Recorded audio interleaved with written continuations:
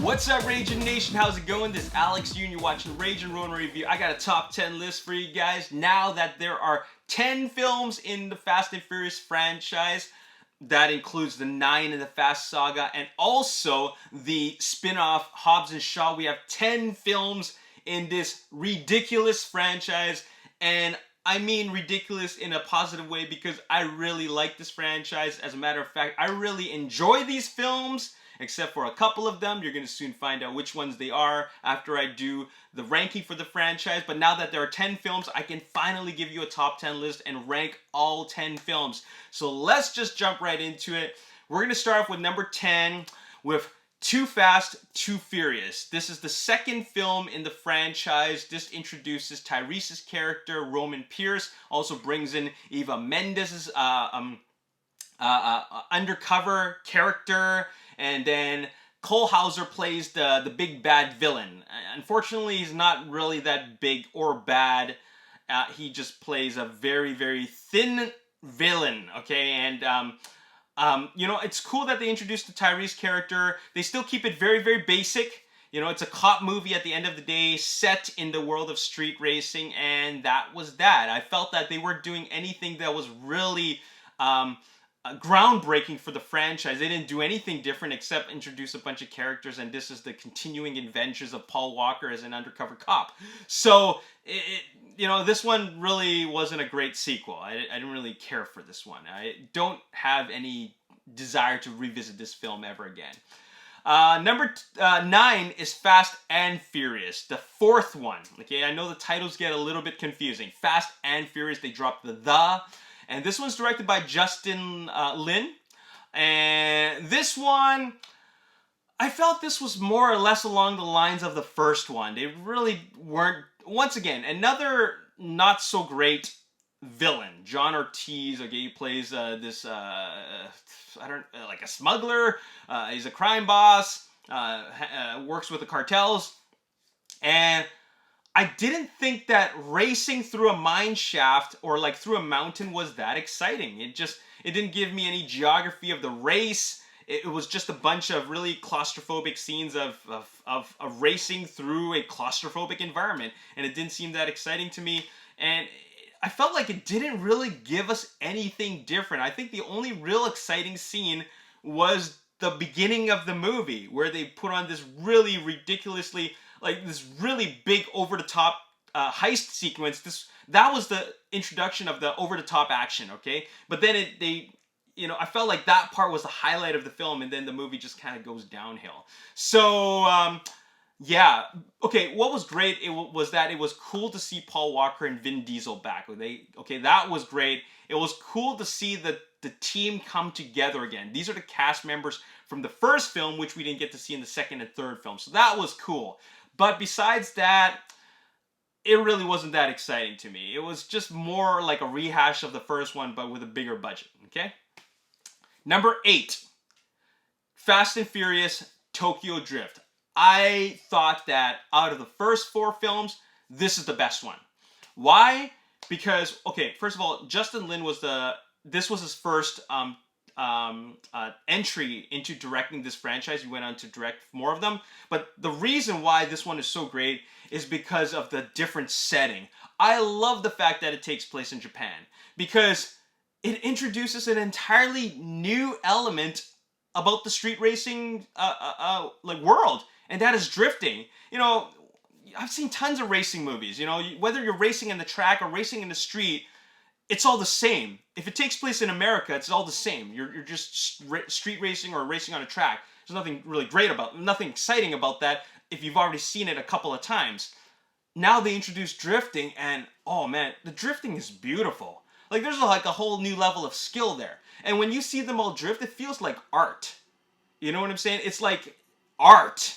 You're watching like a painting. It's just done so well, and Justin Lin really puts an emphasis on how this is like taking it to the next level. I really love that. And on top of that, you know, you got the fish out of water story. So now you're introducing new elements into the story. You're introducing Han, okay, who is such a cool character. Probably one of the coolest supporting characters, if not the most coolest supporting character in this whole franchise. Okay, so you introduce his character, and there's so many different elements about it. And I think this film is underappreciated, underrated, and totally misunderstood. I think that if you watch this film and you forget that, okay, Lucas Black, his characters Sean Boswell and Twinkie, played by Bow Wow, these are weak characters. I'll be completely straight up about that. They're weak characters. He's no Paul Walker. Not that he was trying to be Paul Walker, but like I just didn't like care for their characters because I feel like the idea of bringing him into Japan is not strong enough. That like he did bad in America, so now he has to go to Japan. Okay, come on, right? Like that doesn't work for me. But what really shines is the chemistry between Han and Sean. I feel that like you really feel that not so much the chemistry, but the relationship. Now this is a relationship that I can buy, and it totally works. And I love the different aspects. I love the Yakuza aspect about it. I love that they brought in Sonny Chiba as the Yakuza boss. And there's so many different things I loved about it. But the main thing I didn't like about this film was Lucas Black's character Sean Boswell and the little Bow Wow Twinkie character. But besides that, I thought the rest of it was excellent. All right. What are we at now? 10, 9, 8. Number 7. Number 7 is the first one, the one that started all, Fast and the Furious, or The Fast and the Furious. I rewatched it recently. Still a good movie. It's basically Point Break with street racing. All right, you got these criminals. They like to steal things, and then they lead a different life as street racers in the street racing world, rather. So, and then you got an undercover cop played by Paul Walker. It's totally the Point Break story, but it works. It totally works. I'm totally down with it. It's a good movie. I like the relationships that were built in this movie, and it kicked off the whole franchise. So very, very cool. So that's number 7. Number 6, Hobbs and Shaw. Hobbs and Shaw was a fun film. You got two big superstars. You got The Rock and you got Jason Statham. You got David Leitch directing it, and you end up with some really awesome action. The only thing is that this one feels it's a spin-off. I get it. It feels completely disconnected with the rest of the franchise. Like completely disconnected. There's really no mention of any of the like what happened in the Fast saga. It's really just these two characters and the adventures of these two characters. But it feels like it's set in an entirely different world. It feels like why even like associate this with Fast and Furious? It's just an action movie. And honestly, like I wouldn't put these films with this top 10 list, but I don't have 10 other films. But otherwise I wouldn't have put it in there because it just feels, like I said, totally disconnected. I still enjoyed it for what it is as an action movie, but as a fast film that's full of action, I feel like it's one of the bottom, like lower tier films when you compare it with the other big on action films, like in the big on action sequels in this franchise, okay? Which brings me to number 5. Number 5, okay? F9 The Fast Saga. Excuse me. This one just came out recently. I really enjoyed it. I really enjoyed this film, don't get me wrong. But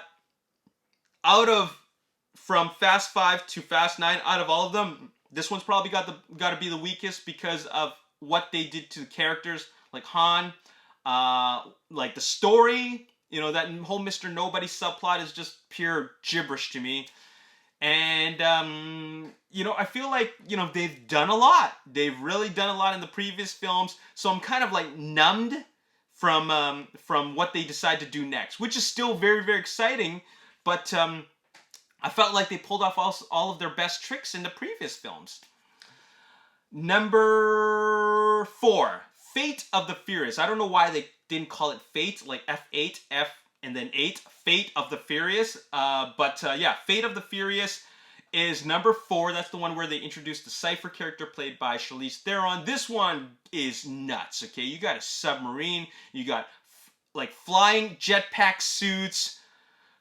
You got cars that are like controlled by remote control cars, and we're not just talking about controlling one or two remote control cars. We're talking about like all of them, okay? And it's just so crazy. And they really take it to the next level. I just felt that, you know, this one kind of is, you know, the other ones are higher because it's missing, I think it's missing The Rock, okay? The Rock, you know, kind of really kicked off the new direction for this franchise, but he wasn't in it, and it kind of, you know, it kind of changed things up a bit. Like, it felt like they needed to do more, okay? But I still really like this film. It had a very exciting climactic finale with the submarine, and, you know, like they were racing on Iceland. That was pretty cool. Number 3, Fate and what am I talking about? Fast and Furious 6. Fast and Furious 6. Very, very exciting. Like, this one's still a good movie. This one's still a really good, exciting movie. They bring in a tank. They have this runway, this plane runway that's as long as a whole country. You know, it's a very exciting film. Okay, it's there's so much action in this.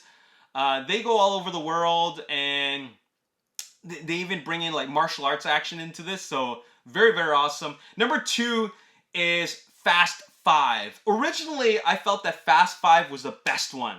I felt it was the best one at the time because it really introduced a brand new, like, they changed things up. They introduced a brand new elements into this film, not just street racing. Literally every type of action you could find in the action genre, they put it in this film, and then it just felt like, wow, like I'm liking this fresh new take on the franchise. So that's why I originally ranked this film higher, but now I actually really like, I gotta say that Furious 7 is the best one.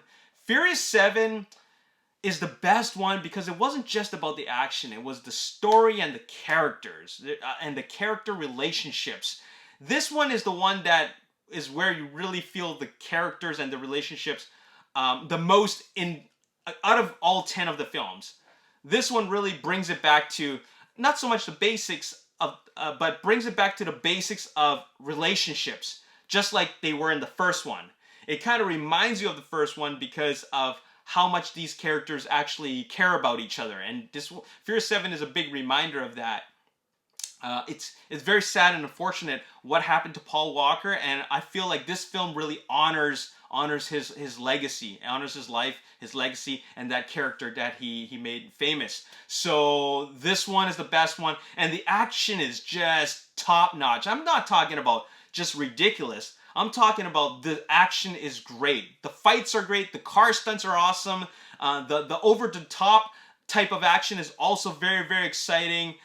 They bring in Tony Jaa in this one, so man, it's like it has it all. Okay, and Furious 7 is number 1. I think a lot of people will agree. It's the final appearance of Paul Walker. And it's got a beautiful ending. The whole thing just works. So there you have it. That's my ranking of the 10 Fast and Furious films. There's going to be more. There's going to be Fast 10 and Fast 11. Justin Lin is confirmed to direct both of them. But I think we're going to wrap up that saga in 5 years. I think in 5 years, they'll wrap it up entirely, and then that's it. Maybe 4 years if they get things moving quicker. All right, so there you have it. That's all I got to say in this video. I hope you guys enjoyed it. Why don't you guys put your ranking of this 20-year franchise in the comment section below, okay? As always, if you enjoyed this film, make sure you hit the like button, subscribe to the YouTube channel, like me on Facebook, The Ragin Nation. Also follow me on Twitter, Ragin Nation. My name is Alex. Thanks for watching. See you next time. Peace.